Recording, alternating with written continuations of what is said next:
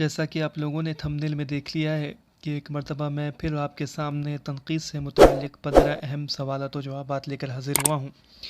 تو پہلا سوال ہے کہ ادب ماضی، حال اور مستقبل میں رشتہ جوڑتا ہے اور رنگ و نسل اور ملک و قوم کی بندشوں کو توڑ کر وہ بنی نوع انسان کی وحدت کا پیغام دیتا ہے۔ یہ قول کس کا ہے؟ تو یہ قول اختر حسین رائے پوری کا ہے۔ دوسرا سوال ہے کہ کوئی تنقیدی فیصلہ جمالیاتی اقدار پر نظر رکھے بغیر صحیح نہیں ہو سکتا۔ یہ قول کس کا ہے؟ تو یہ قول آسبورن کا ہے۔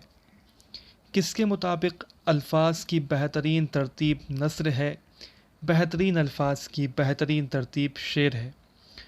تو کولرج کے مطابق الفاظ کی بہترین ترتیب نثر ہے اور بہترین الفاظ کی بہترین ترتیب شعر ہے۔ کس نے اظہاریت کا نظریہ پیش کیا؟ تو کروچے نے اظہاریت کا نظریہ پیش کیا ہے۔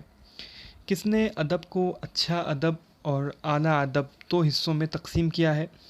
تو والٹر پیٹر نے ادب کو دو حصوں میں اچھا ادب اور اعلیٰ ادب میں تقسیم کیا ہے۔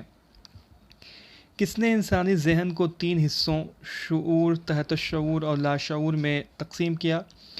تو فرائڈ نے انسانی ذہن کو تین حصوں شعور، تحت الشعور اور لاشعور میں تقسیم کیا ہے۔ کس نے احساس کمتری اور احساس برتری کا نظریہ دیا؟ تو ایڈلر نے احساس کمتری اور احساس برتری کا نظریہ دیا ہے۔ اجتماعی لاشعور اور نفسیاتی تحلیل کا نظریہ کس کا ہے؟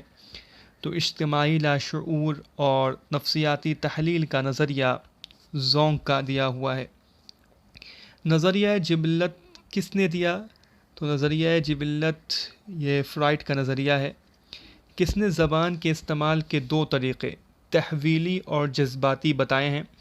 تو آئی اے ریچرڈز نے زبان کے استعمال کے دو طریقے تحویلی اور جذباتی بتائے ہیں۔ نگارستان فارس کے مصنف کون ہیں؟ تو آپ جانتے ہیں کہ نگارستان فارس یہ محمد حسین آزاد کی کتاب ہے۔ شاعری کی تین آوازیں یہ کس کا مضمون ہے؟ تو یہ بہت ہی مشہور مضمون ہے شاعری کی تین آوازیں ٹی ایس ایلیٹ کا۔ سائنس اور شاعری کس کی کتاب ہے؟ تو سائنس اور شاعری آئی اے ریچرڈز کی کتاب ہے۔ 14واں سوال ہے تحلیل نفسی اور ادبی تنقید یہ کس کی کتاب ہے؟ اس کتاب کے مصنف کون ہیں؟ تحلیل نفسی اور ادبی تنقید، تو اس کتاب کے مصنف کلیم الدین احمد صاحب ہیں۔ کتاب العمدہ کے مصنف کون ہیں؟ تو کتاب العمدہ کے مصنف ابن رشیق ہیں۔ یہ میں نے آپ کے سامنے تنقید سے متعلق 15 اہم سوالات و جوابات رکھ دیے ہیں۔ آپ اس ویڈیو کو لائک کریں اور چینل کو سبسکرائب کریں۔